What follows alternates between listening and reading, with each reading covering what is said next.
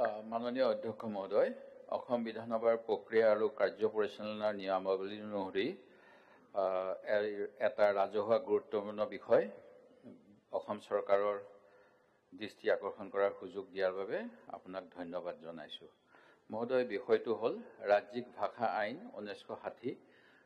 অসমৰ সকলো স্তৰতে প্ৰয়োগ কৰা হওক। অসমত ৰাজ্যিক ভাষা আইন 1960 অনুসৰি বৰাক উপত্যকা, বিটিআৰ আৰু অন্য জিলাসমূহত ভাষা আইন 1960 চনৰ সঠিক প্ৰচলনে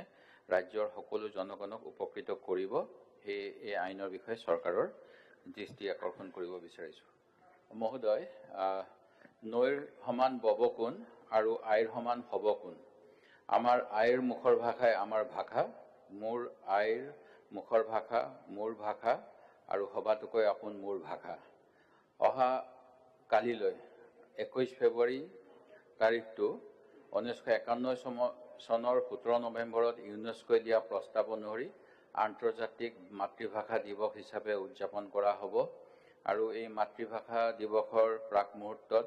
মই অসমৰ সকলো জাতি জনগোষ্ঠীৰ নিজৰ নিজৰ মাতৃভাষাক সন্মান জনাইছোঁ আৰু সকলো মাতৃৰে মাতৃভাষাৰ শ্ৰীবৃদ্ধি হওক এই কামনা কৰিছোঁ। মহোদয়, ভাৰতবৰ্ষত 150 কোটিৰো অধিক জনসংখ্যা আৰু ইয়াৰ সৰ্বাধিক হিন্দীভাষী লোকৰ সংখ্যা, দ্বিতীয়তে বাংলাভাষীৰ সংখ্যা আৰু তাতকৈ বহুত কম আমাৰ অসমীয়া ভাষীৰ সংখ্যা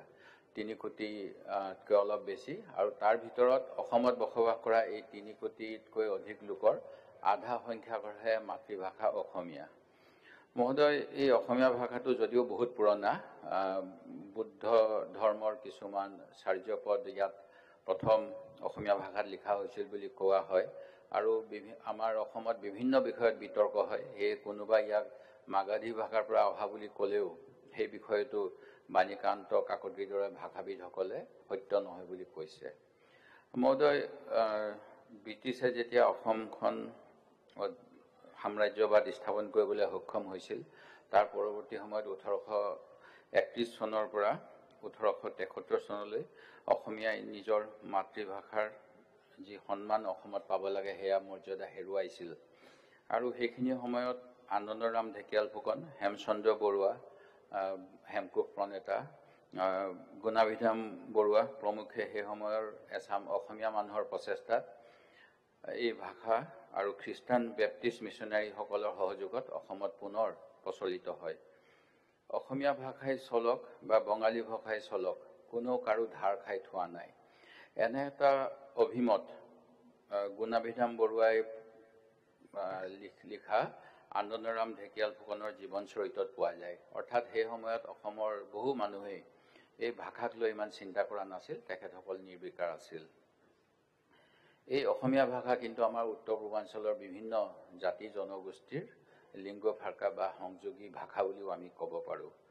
মহোদয়, 1918 চনত কলিকতা বিশ্ববিদ্যালয়ত ছাৰ আশুতোষ মুখাৰ্জীয়ে ইয়াৰ প্ৰচলনৰ ব্যৱস্থা কৰিছিল আৰু পৰৱৰ্তী সময়ত আমি যেতিয়া ৰাজ্য পুনৰ গঠন হ'ল 1956 চনৰ ষ্টেট ৰিঅৰ্গেনাইজেশ্যন এক্ট অনুসৰি অসম নামকৰণ হোৱাৰ পিছত অসমৰ ভাষা অসমীয়া হৈছিল। আৰু 60 চনৰ যি ষ্টেট লেংগুৱেজ এক্ট, এই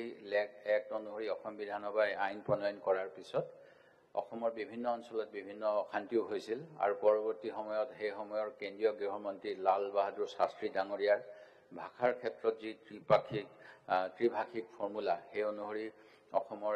একাংশ অঞ্চলত বৰাক উপত্যকাত বিশেষকৈ বাংলা ভাষাৰ প্ৰচলন আৰু পৰৱৰ্তী সময়ত আমি জানো বড়োলেণ্ড অধ্যুষিত অঞ্চলত বড়ো ভাষাৰ প্ৰচলন আমি আৰম্ভ কৰিলোঁ। কিন্তু 1956 চনলৈকে অসমৰ অংশ গোৱালপাৰা, অবিভক্ত গোৱালপাৰা জিলাত বাংলা ভাষাই চলি আছিল আৰু সেইখিনি সময়ত প্ৰাক্তন মুখ্যমন্ত্ৰী শৰৎ সিংহ ডাঙৰীয়াৰ নেতৃত্বত এটা ৰাইজৰ সমৰ্থন পোৱাৰ পিছতহে অসমত অসমীয়া ভাষাৰ প্ৰচলন হৈছিল। কিন্তু ইয়াৰ পূৰ্বে গুৰু কালীচৰণ ব্ৰহ্মই অসমীয়া ভাষা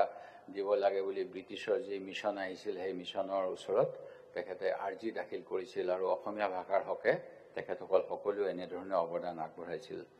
মহোদয়, শেহতীয়াকৈ যি সংবিধানৰ আৰ্টিকল 350, আৰ্টিকল 351 এইবিলাকত ৰাজ্যৰ ভাষা কি হ'ব লাগে, কেন্দ্ৰীয় চৰকাৰৰ ভাষা কি হ'ব লাগে এইখিনি আছে আৰু 350 একত আছে যে যিসকল কোনো ৰাজ্যত বসবাস কৰা মাইনৰিটি তেওঁলোকেও মাতৃভাষাত কোৱাৰ সুযোগ দিব লাগে আৰু এই গোটেইখিনি কথাই অসমৰ বৰ্তমানে যি ত্ৰিভাষিক ফৰ্মুলা চলি আছে তাত ধুনীয়াকৈ আছে কিন্তু 2020 চনত অসম চৰকাৰে আছামিজ লেংগুৱেজ লাৰ্নিং এক্ট আনিছিল আৰু যাৰ মাধ্যমত কৈছিল যে অসমত কাম কৰিবলৈ হলে অসমীয়া ভাষা শিকিবই লাগিব কাৰণ নহলে বিষয়াসকলে ফাইলৰ নোটিং কেনেকৈ পঢ়িব আৰু তেওঁলোকে সকলোখিনি কৰিব লাগিব কিন্তু সদৌ অসম ছাত্ৰ সন্থাৰ লগত হোৱা চৰকাৰ আলোচনাটো কৈছিল যে অসমত থকা সকলো স্কুলতে কেন্দ্ৰীয় চৰকাৰৰ হওক বা ৰাজ্যৰ হওক বা ব্যক্তিগত হওক ক্লাছ 1 পৰা 10 লৈকে অসমীয়া জানিব লাগিব কিন্তু আৰু 6 শিডিউল এৰিয়া আৰু বড়োলেণ্ডৰ বা বড়োলেণ্ড অথবা বৰাক ক্ষেত্ৰত অৱশ্যে তেওঁলোকৰ আঞ্চলিক ভাষাই মাতৃভাষাটোৱে চলিব কিন্তু বোধ কৰোঁ এতিয়া মই দেখা পাইছোঁ যে ক্লাছ 8 লৈকেহে অসমৰ বিভিন্ন স্কুলত এই অসমীয়া ভাষাটো কম্পালসৰি কৰা হৈছে অসম উপত্যকাত যি কি নহওক মহোদয় পুনৰ বৰ্তমানৰ মুখ্যমন্ত্ৰী মহোদয়ে 2020 চনৰ 25 জানুৱাৰীত কৈছিল যে অসমত এখন অসমীয়া নলেজ মেণ্ডেটৰী কৰা হ'ব সকলো চাকৰিৰ বাবে আৰু বিটিআৰ আৰু মই কোৱাৰ নিচিনা এইবিলাকত কিন্তু তেওঁলোকৰ নিজৰ ভাষা কিন্তু 2021 চনত বৰ্তমানৰ মুখ্যমন্ত্ৰীয়ে কেবিনেট সিদ্ধান্ত লৈ অসমীয়া যি ইউপিএসসি এপিএসসিত আছিল আছামিজ লেংগুৱেজ পেপাৰখন উইথড্ৰ কৰিলে ৰাজ্যৰ প্ৰতিবাদ সত্ত্বেও এতিয়া মহোদয় কথাটো হ'ল যে শেহতীয়াকৈ মহাৰাষ্ট্ৰত থকা মহাৰাষ্ট্ৰ চৰকাৰে এটা নটিচ জাৰি কৰিলে যোৱা জানুৱাৰী মাহত যাৰ মাধ্যমত মাৰাঠী লেংগুৱেজটোকে মহাৰাষ্ট্ৰৰ সকলো চৰকাৰী কাম-কাজত চলাব বুলি তেওঁলোকে ঘোষণা কৰিলে তেওঁলোকৰ Marathi was designated as official language in Maharashtra in 1960 অসমৰ নিচিনাকৈ আৰু তাৰ পিছত তেওঁলোকেও ধ্ৰুপদী ভাষাৰ সংজ্ঞা পাইছিল 2024ত আমি যেনেকৈ পালো যাৰ বাবে আপুনি আমাৰ প্ৰথম দিনাখন এই আমাৰ যিসকলে কাম কৰিলে ভাৰত চৰকাৰ অসম চৰকাৰ সকলোকে অভিনন্দন জনালে আৰু অনুৰূপ ধৰণে মহোদয় তামিলনাডুত তামিল ভাষাটো বাধ্যতামূলক চৰকাৰী কাম-কাজৰ বাবে আৰু ক্লাছ 10 লৈকে গভৰ্ণমেণ্ট চাকৰি পাব লগা হলে তামিল ভাষাটো জানাটো বাধ্যতামূলক কৰিলে কৰ্ণাটকতো তেনেকৈ কানাড়া ভাষাটো কম্পালসৰি আৰু তাৰ যিকোনো অফিচ কাছাৰী বা বিজ্ঞাপনত 60% ইয়াত দিয়া হ'ব অনুৰূপ ধৰণৰ বিভিন্ন ৰাজ্যত তেনেকুৱা কথা আছে মইতো এতিয়া কথাটো হ'ল যে মহাৰাষ্ট্ৰত যেনেকুৱা ব্যৱস্থা কৰিছে আমি ধ্ৰুপদী ভাষা হলো পালি প্ৰাকৃতিক এইবিলাক নাইকিয়া হৈ গৈছে আমি অসমৰ ক্ষেত্ৰত অসমৰ বিভিন্ন কাৰণবশত 7000খন ৰাজহুৱা বিদ্যালয় বন্ধ হৈছে ড্ৰপ আউটৰ সংখ্যা অসমত বেছি চৰকাৰী বিদ্যালয়সমূহত বিভিন্ন ছাত্ৰ অনুপাতে শিক্ষক দিব পৰা নাই আৰু এইবিলাকে নিশ্চয় অসমীয়া ভাষাৰ প্ৰচলন প্ৰসাৰ সংৰক্ষণত প্ৰভাৱ পেলাব সেই গতিকে মহোদয় মই অসম চৰকাৰক আজি কেইটামান প্ৰস্তাৱ আগবঢ়াব বিচাৰো গুৰুজনাৰ সৃষ্টিৰাজিকে ধৰি অসমীয়া ভাষাত সৃষ্টি হোৱা কালজয়ী সাহিত্যৰাজি ইংৰাজীৰ উপৰি বিভিন্ন ভাৰতীয় ভাষাত অনুবাদৰ বাবে বিশেষ ব্যৱস্থা ল'ব লাগে আৰু এই অনুবাদৰ ওপৰত এটা ৰাষ্ট্ৰীয় পৰ্যায়ৰ বঁটাও ঘোষণা কৰিব লাগে আৰু অসমৰ বিভিন্ন চৰকাৰী ৱেবছাইটত মহোদয় ইউনিকোড যিটো Unicode road island university professor Dilip Dutta আৰু অন্যসকলে প্ৰথম অসমীয়াত কিতাপ লিখিছিল স্বীকৃতি হোৱাৰ পিছত আমাৰ ৱেবছাইটসমূহ কিন্তু বহুখিনি এতিয়াও ইংৰাজীত আছে যাৰ ফলত সাধাৰণ ৰাইজে যিসকলে ইংলিছ ভালকৈ নাজানে তেওঁলোকে চৰকাৰী যোগাযোগ যিটো আজিকালি কম্পিউটাৰ যোগেদি হয় পেপাৰলেছ সেইখিনি কৰাত তেওঁলোকৰ ওচৰ চপাত অসুবিধা হয় সেই গতিকে মহোদয় অসমীয়া ভাষাৰ অৱস্থাটো যাতে ত্ৰিপুৰাৰ নিচিনা নহয় তাৰ বাবে আমাৰ সমাজৰ দায়িত্ব আছে চৰকাৰৰ দায়িত্ব আছে সেই গতিকে আমাৰ 60 চনৰ যি ৰাজ্য ভাষা আইন সেইখিনি সংশোধন কৰি বা সেইখিনি যিখিনি থাকিব লাগে মহাৰাষ্ট্ৰৰ নিচিনাকৈ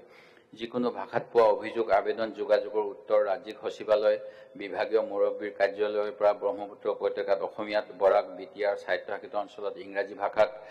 ৰাজ্যিক সচিবালয় বিভাগীয় মুৰব্বীৰ কাৰ্যালয়ৰ নোট অৰ্ডাৰ